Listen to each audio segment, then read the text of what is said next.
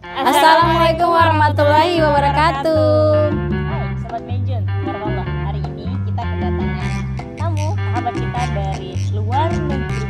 Wow.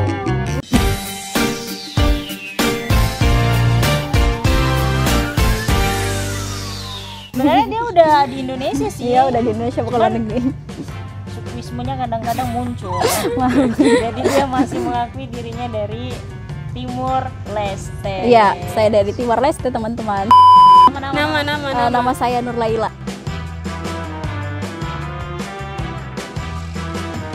Nah, ini kita mau tanya-tanya ya. Boleh. Tanya-tanya tentang daerahnya. Karena kan kalau ngomong-ngomong Timor Leste ini kan sebenarnya dia dulunya bagian dari Indonesia. Iya, kan? betul. Tuh, tapi pas tahun 90-an ya. 99 nih. 99. Iya, menjelang ya. 99 lah. Polemik, terus Iya, dia ada terpisah dari Timor Leste. Nah, kebetulan Kak Nur ini kan kelahiran tahun Sebelum sih 90-an lah. 90-an. Nah, jadi pasti dia ngerasain fase-fase ketika Timor Leste lagi polemik. Nah, itu Iya. gimana tuh Kak ceritanya? Ceritanya gini, teman-teman. Kalau dulu tuh masih kecil ya, itu terjadinya itu kan 99 ya. 999 tuh masih umur aku masih kecil lah gitu ya. Dan itu waktu itu masih senang-senang ya, baru lulus TK gitu, baru masuk sekolah 3 hari. Coba bayangkan 3 hari, senang banget kan. Kalau masuk sekolah namanya anak kecil senang banget ya. Baru 3 hari langsung terjadi polemik gitu kan. Kayak rasa ya Allah, kok bisa terjadi kayak gitu, terjadi kerusuhan lah di dalam kota itu kan. Tapi kebetulan itu rumah aku juga nggak terlalu di itu ya, di kotanya gitu kan, di pinggir-pinggir gitu. Ya, jadi itu terjadinya itu lagi kerusuhan, terus apa ya, ada orang juga gitu ya mau bunuh-bunuh orang gitu loh. Gitu. Jadi Rusuh ya. iya rusuh. Jadi mungkin ya lagi perpisahan Timor Leste dan Indonesia, iya orang-orang ngincar kayak bunuh-bunuh aja gitu. Nggak lihat atau gimana gitu, bunuh aja gitu. Karena Nur juga masih kecil ya, jadi lihat gitu orang itu datang ke rumah aku bawa samurai yang sangat panjang gitu ya, panjang banget, dia keliling itu rumah. Nah, tapi bapakku udah tahu gitu, mesti pasti terjadi kayak gini pasti bakalan bunuh-bunuhan gitu kan, mencari-cari orang gitu aja. Kita tuh ngumpetnya di dalam kebun, dan pada waktu itu masih musim jagung ya, kita ya sembunyinya di dalam jagung gitu. Di dalam jagungnya yang gimana? Ya maksudnya baru tumbuh gitu loh. Oh, Masih itu.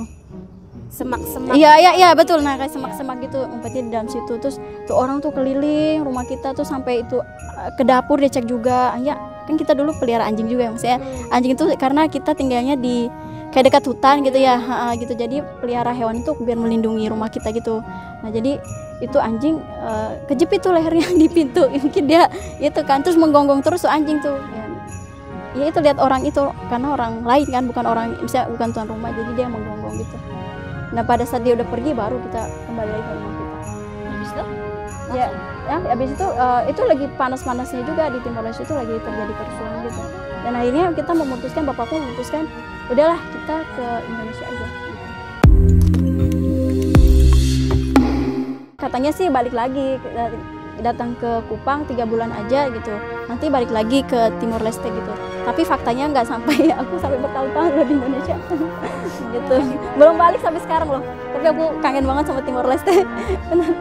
Tapi emang banyak kayak yang kayak gitu. Mereka dari Timor Leste gara-gara kerusuhan itu terus sampai sekarang mereka nggak bisa balik-balik lagi.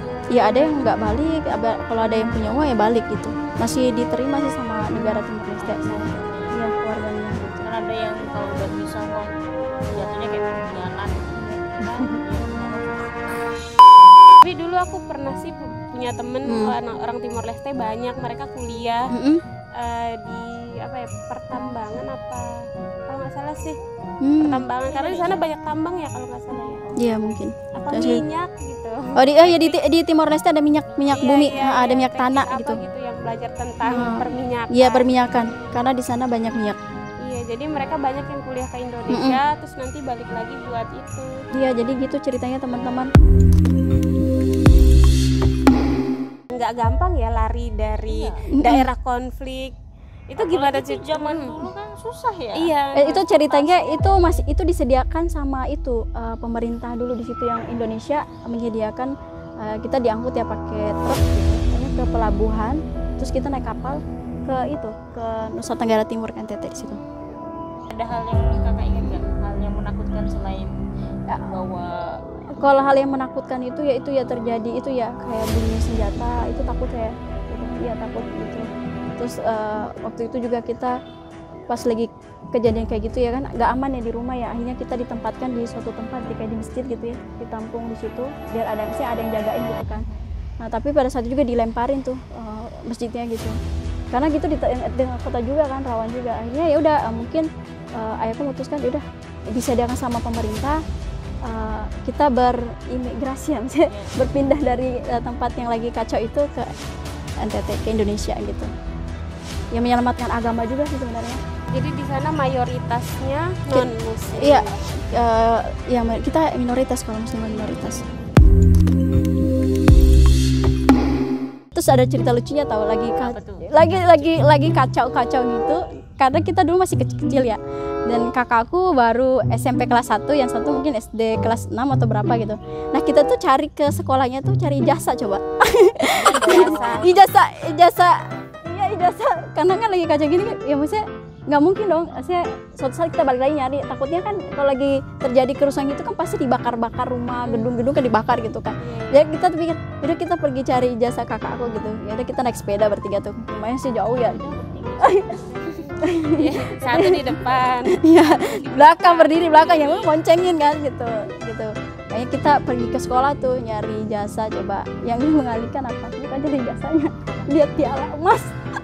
Dan kita bayangkan itu adalah emas sih gitu. Hanya kita masuk tuh ngambil emas gitu, piala emas itu kita kira itu emas gitu. Oh, piala itu warnanya kuning. Iya kuning ya.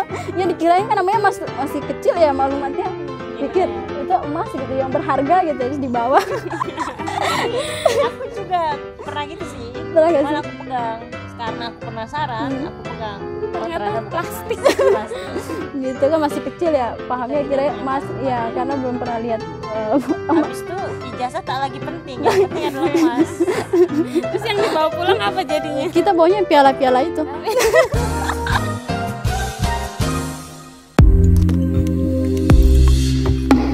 Nah ketika pada saat lagi konflik gitu kan pasti ya ada persiapan gitu, persiapan mau imigrasi atau persiapan untuk sembunyi gitu. Gimana tuh persiapannya dulu? Nah itu tuh persiapannya ya awalnya kan itu kita mamaku sama saya, kita kan dulu ya pekerja gitulah, ibuku bapakku ya gali lubang buat WC ya. Itu sebenarnya kita baru bangun rumah gitu, ceritanya bangun rumah, akhirnya kita ya udah maksudnya buat toiletnya juga lah gitu kan. Nah rencananya itu lubang itu untuk toilet gitu, maksudnya lubang pembuangan itu lah, tapi dijadikan tempat persembunyian barang-barang gitu. Kita naruh kayak kasur, pakaian, dimasukin ke dalam semua itu karena kita mikir bahwa nanti takutnya rumahnya kita dibakar ya, kita masih punya barang-barang gitu lah masih dipakai gitu, karena kan takut misalnya nggak ada gitu, kita kalau misalnya balik lagi nggak semuanya ludas gitu, jadi kita sembunyiin di dalam lubang. Dan pada saat itu rencananya sih diajak sama keluarga biar lari aja ke hutan gitu, tapi bapakku bilang udahlah kita ke Indonesia aja gitu, nyelamatin agama gitu ke anak-anak gitu, akhirnya datang ke Indonesia. Tak jelas nanti ya. Iya betul. Iya. Babas habis Kita nggak tahu ya apa yang terjadi gitu ya. Ya misalnya memilih ada yang mau menolong atau misalnya cari aman gitu, ya udahlah menyelamatkan diri gitu, agama. Tapi kakak kan masih kecil. Itu rasanya gimana sih? Ini rasanya itu pertama senang banget. Senang. Iya, karena kan kayak misalnya gini, bisa keluar daerah gitu. Yang kubayangkan kirain ya, Timor Leste itu kecil gitu ya. Yang lihat gunung, mataharinya di situ berarti udah stop sampai situ. Tapi setelah merantau, bukan merantau, berpindah gitu tuh kayak dunia itu luas ya. Pikir begini. Dunia itu luas gitu, maksudnya bahagia juga karena senang gitu, bisa naik kapal, diceritain gitu kan, naik kapal gitu. Kan namanya anak-anak kecil kan kalau diajak pergi gimana sih perasaannya? Pasti bahagia nggak? Bahagia.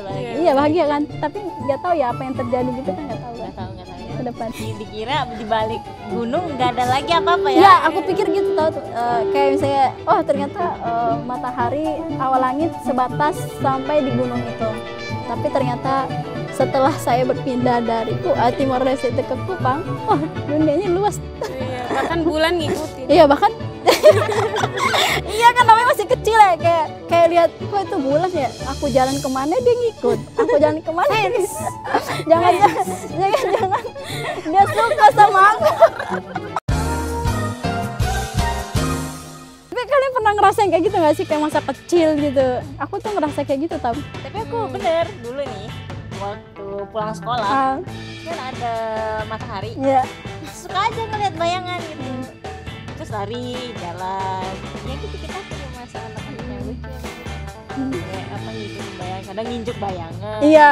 Jangan. Iya, Ngejar betul. bayangan. Ngejar bayangan, iya. Tapi Nggak dapat. Kayak ngerasa aku kenapa dia ngikut aku melulu ya? Gitu. Iya. Kalau aku berhenti, kok dia nggak kayak matahari? Kok dia jalan sendiri? Iya. Jadi kayak melihat sesuatu yang hal yang baru itu kayak apa ya? Senang ya? Seneng gitu.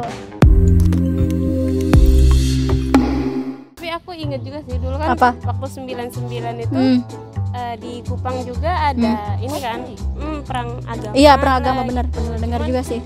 Karena masih kecil ya nggak begitu paham kan. Iya. Cuman pas malam-malam itu takut ada yang nyerang. Gitu. Kebetulan aku kan tinggalnya di kampung muslim gitu kan. Iya. Terus apa namanya?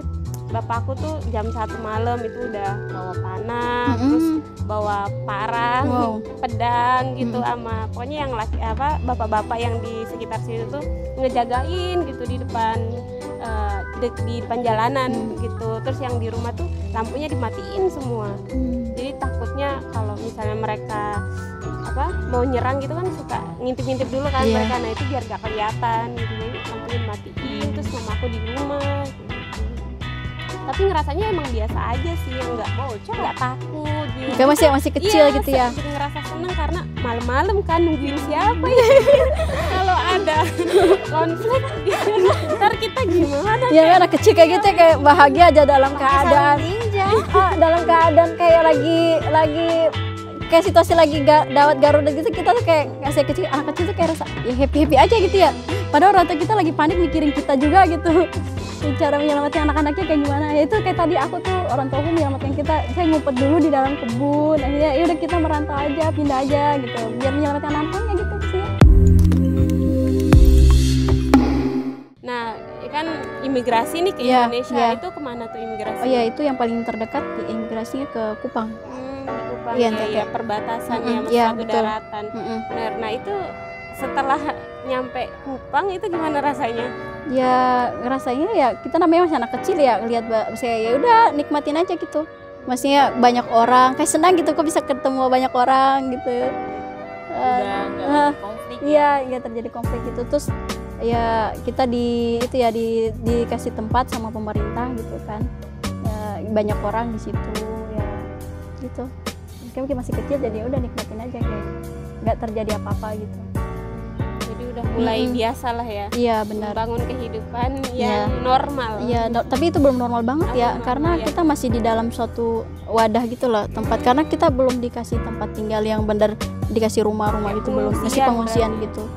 Jadi kan kayak ada kayak kacauan ya, mungkin misalnya dikasih tempat pengungsian kan sama pemerintah gitu. Tapi berarti untuk mencari tempat mah cari aja sendiri gitu ya? Enggak. Bahasanya.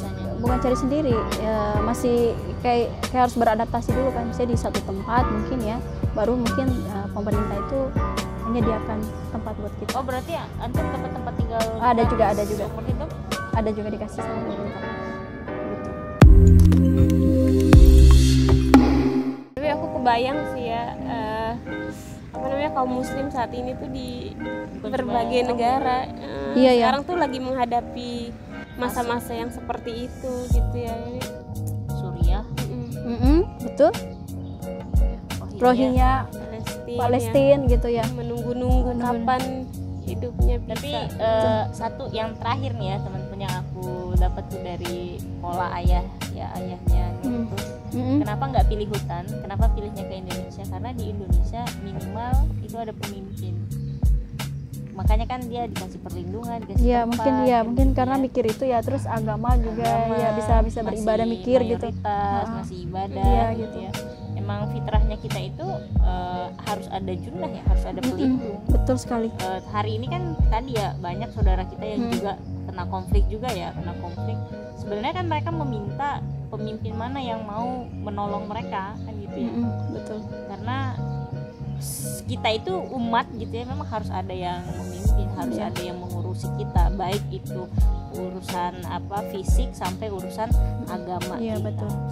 Ya, jadi memang kalau dalam Islam itu kan dibilangnya itu khilafah ya. Iya betul, itu khilafah kan adalah bingkai kepemimpinan Islam. Itu tuh disebutnya sebagai junnah, sebagai perisai, sebagai pelindungnya umat. Dan dia menerapkan pelindungan itu dengan landasannya adalah syariat Islam. Pernah nggak ini kita lihat ada suatu negara pada masa kekhilafahan, mereka itu malah minta gitu, ya kan? Mereka meminta perlindungan sama negara itu ya, kekhilafahan. Memang fitrah kita kalau udah nggak ada lagi pelindung, kita butuh pelindung itu ya, seorang pemimpin atau sebuah negara yang mau melindungi kita ya. Berarti kayak kemarin aku pindah ke Kupang gitu ya, untuk melindungi butuh pemimpin yang melindungi masyarakat gitu ya, karena kan di kondisi saat itu kan lagi bunuh-bunuhan, kita nggak tahu kepada siapa lagi kita meminta perlindungan itu. Perlindungan minta sama Allah kalau emang sama Allah kan fisiknya harus ada gitu, bentuknya itu harus gimana. Sama kayak misalkan hari ini kaum mukmin diminta untuk bersabar, tapi sebenarnya kan Allah kirimkan sebuah syariat, bentuk fisiknya itu ada, caranya ada. Iya betul. Maaf ya. Iya. Jadi kalau dulu itu Kupang, apalagi Timor Leste, nah sekarang lebih banyak lagi negara-negara. Iya. Iya, negara berkonflik. Menjadi tanggung jawab kita juga sih ya. Karena kan al-muslimu akhul muslim. Oke, Sobat Mejun, mungkin itu ya sedikit receh-receh cerita kita ya. Semoga bisa jadi sedikit pelajaran dan bisa jadi sedikit bisa tahu ya cerita-cerita dari teman kita ya. Salah satu daerah yang kemudian memisahkan diri dari kita, itu pengalamannya gimana? Iya, pengalaman. Oke, assalamualaikum warahmatullahi wabarakatuh.